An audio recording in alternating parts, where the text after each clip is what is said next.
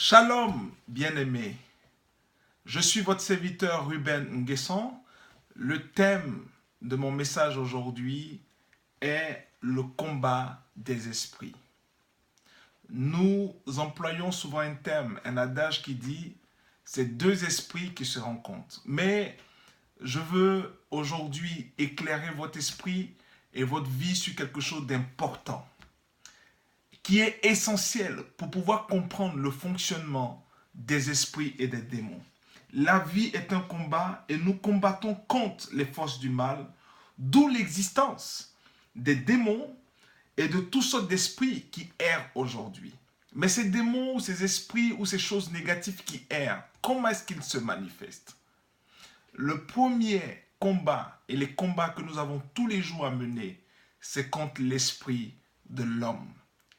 Aujourd'hui, l'homme à qui vous avez affaire, ça peut être votre femme, votre mari, vos enfants, ça peut être des amis, ça peut être des personnes avec qui vous travaillez. Ils sont tous des esprits. On est esprit avant d'être chair, avant d'être corps. Et c'est pour cela que les démons et les esprits que nous connaissons ne vont pas passer et ne vont pas eux-mêmes agir et se manifester. Ils vont utiliser un esprit existant qui est l'homme. Nous allons le voir dans la parole. L'esprit reflète, et les esprits qui nous manipulent ou qui nous bénissent reflètent aujourd'hui l'influence de notre environnement. Et cela influence négativement ou positivement. Tout ce qui t'arrive de négatif dépend de ton environnement, dépend de tout ce que tu entends et de tout ce que tu vois. C'est pour cela que nous allons prendre nos Bibles dans Romains chapitre 8, le verset 15. Il dit, et vous, n'avez point reçu un esprit de servitude pour être encore dans la crainte, mais vous avez reçu un esprit d'adoption par lequel nous crions Abba, Père. Ce que je veux te faire comprendre au travers ce premier passage, c'est que l'esprit que nous combattons et nous ne nous rendons pas compte, qui est l'esprit de l'homme, qui est l'esprit humain, c'est que cet esprit nous donne un esprit de servitude, c'est-à-dire l'homme aime dominer sur l'autre homme pour montrer sa supériorité, pour montrer toujours son pouvoir, pour pouvoir dominer. C'est le piège que le diable a emmené sur terre. Et ce qui se passe, c'est que cela produit en l'homme la crainte. Cela produit en l'homme le mal. Mais il dit, vous avez reçu un esprit d'adoption. Tous, nous avons été adoptés. C'est pour cela que, en Jésus-Christ, nous sommes frères et sœurs. En Jésus-Christ, nous connaissons un seul nom qui nous sauve, qui nous rachète. Et par ce nom, nous sommes unis. Et pourquoi est-ce que, étant unis en Jésus-Christ, nous sommes au contraire divisés?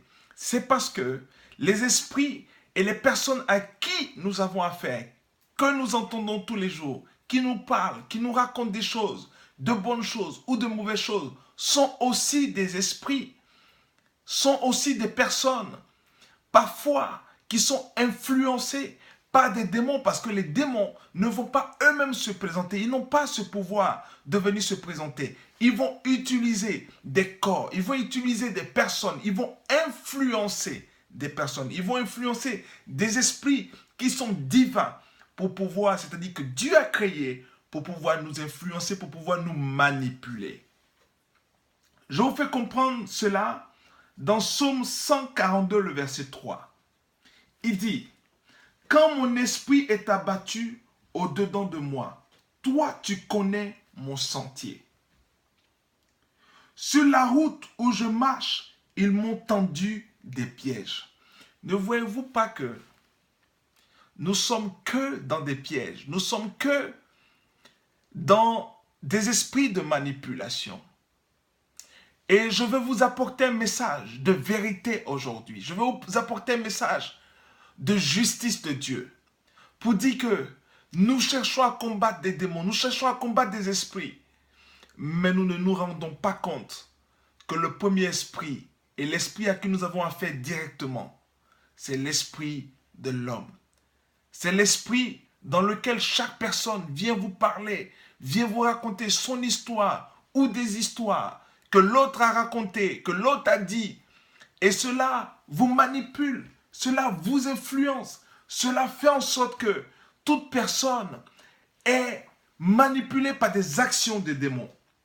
Je vais vous donner aussi un autre passage dans 1 Thessaloniciens 5, le verset 23. 1 Thessaloniciens 5, le verset 23. Que le Dieu de paix vous sanctifie lui-même tout entier. Et que tout votre être, l'être de l'homme, écoutez-moi très bien, c'est écrit noir sur blanc dans la parole de Dieu. Esprit, il dit, âme et le corps soient conservés irrépréhensibles lors de l'avènement de notre Seigneur Jésus-Christ. Pour te faire comprendre cette partie, vous savez, on prie, on cherche des bénédictions, ou on ne sait pas nos actions, nos agissements, pourquoi est-ce que nous n'arrivons pas à être délivrés. Je vais te dire pourquoi.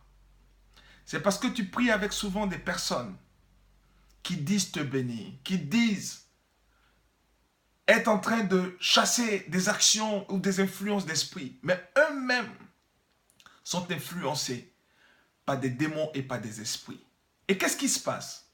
Pendant qu'il finit de prier avec toi et de parler avec toi, il va aller ailleurs avec d'autres personnes et parler pour dire, mais cette personne cherche la délivrance. Cette personne a tel problème d'esprit et de démons.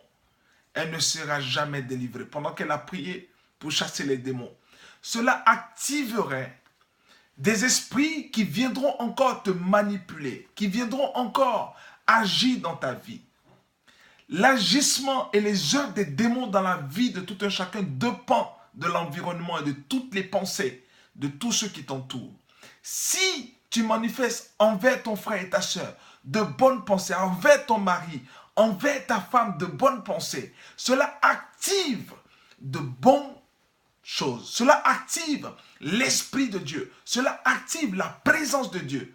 Mais si tu as de mauvaises pensées, si tu as que des choses, c'est-à-dire pour opprimer, pour pouvoir mettre l'autre sous la servitude, tu actives des démons, tu actives des esprits. Critiquez les uns les autres. Derrière les frères et les sœurs, active des esprits et des démons dont vous ne vous rendez pas compte. C'est pour cela que la Bible nous dit de nous soutenir les uns les autres, de prier les uns pour les autres. C'est pour cela, au travers de cette vidéo, bien-aimés, si vous voyez quelqu'un qui vient vers vous, qui vous parle de l'histoire, de la situation de quelqu'un, ne participez pas à être des esprits manipulés, à être un esprit manipulé par des démons pour pouvoir activer des choses, du mal dans la vie de cette personne, a dit du mal, a dit des choses pour détruire et mettre la personne sous l'oppression des démons. Je vous dis pourquoi. Parce qu'en le faisant, en parlant de cette personne, je te donne le secret de dire non. Dis à la personne qui est en face de toi, est-ce que nous pouvons passer 3 minutes? Est-ce que nous pouvons passer 1 minute? Est-ce que nous pouvons passer quelques instants pour parler, pour prier pour cette personne, pour recommander cette personne à Dieu? Prenons nos Bibles dans 2 Timothée, chapitre 1. Le verset 6. 2 Timothée, chapitre 1, le verset 6. Il dit, c'est pourquoi je vous exhorte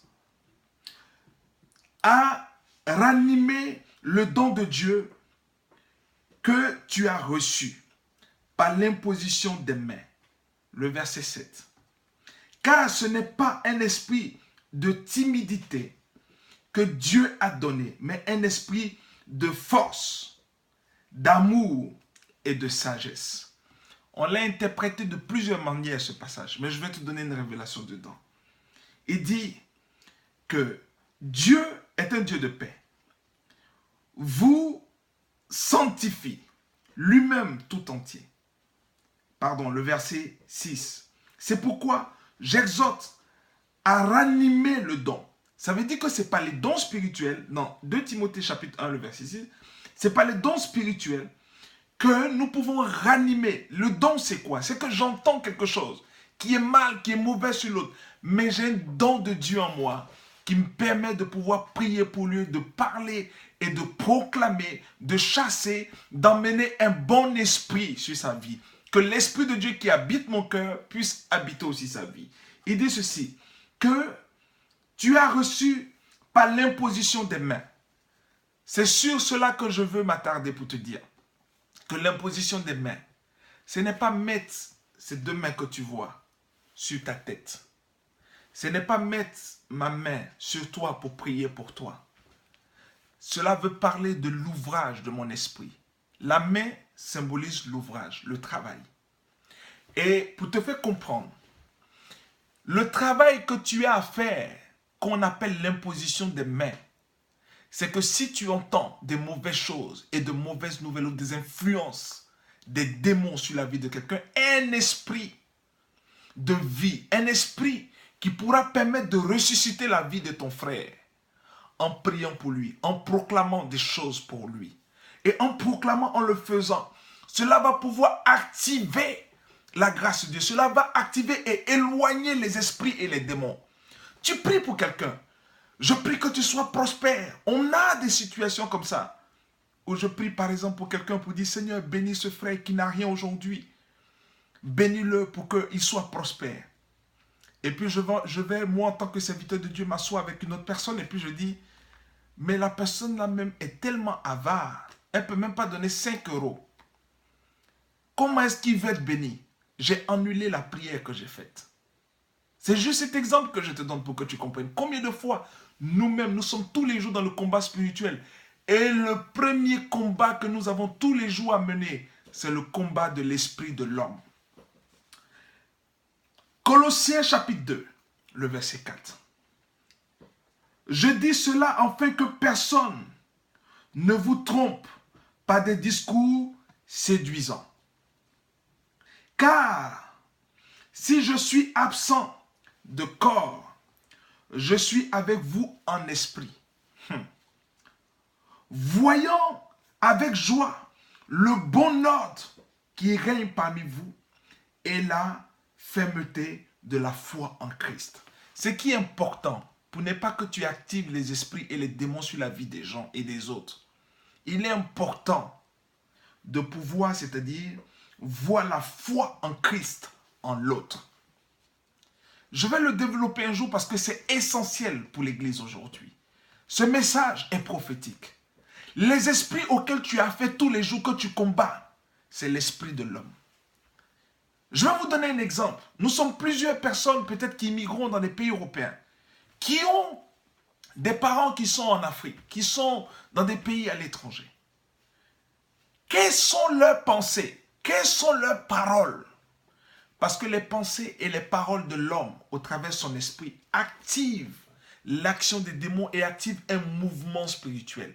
Il faut que tu sois dans un bon mouvement. Et je prie, au travers de cette vidéo, que le mouvement de l'esprit qui puisse se manifester dans ta vie soit le mouvement du Saint-Esprit. Et au travers de ce Saint-Esprit qui te connecte à d'autres personnes qui ont un bon esprit, qui pourront intercéder, qui pourront te soutenir. Et c'est pour cela qu'au travers de cette vidéo, je vais intercéder pour toi. Nous allons prendre le dernier passage qui est 1 Corinthiens chapitre 2, le verset 10. 1 Corinthiens chapitre 2, le verset 10, jusqu'au verset 11. Il dit, Dieu nous les a révélés par l'Esprit, car l'Esprit sonde tout, même les profondeurs de Dieu. Au verset 11. Lequel des hommes, en effet, connaît les choses de l'homme, si ce n'est l'esprit de l'homme qui est en nous. De même, personne ne connaît les choses de Dieu si ce n'est l'esprit de Dieu. C'est parce que tu as l'esprit de Dieu en toi que tu connais l'esprit de Dieu qui peut se manifester et se révéler dans la vie de ton frère. Nous sommes combattus. Les gens parlent, les gens te lancent des pierres, les gens t'accusent, les gens sont dans des paroles de malédiction. Ils prennent le petit témoignage qu'ils ont de toi, de ta vie passée, de la situation que tu as vécue, de quelque chose qui t'a opprimé, qui t'a rabaissé, comme nous avons lu dans le premier passage. ils essayent d'utiliser par des paroles, de te mettre sur la servitude.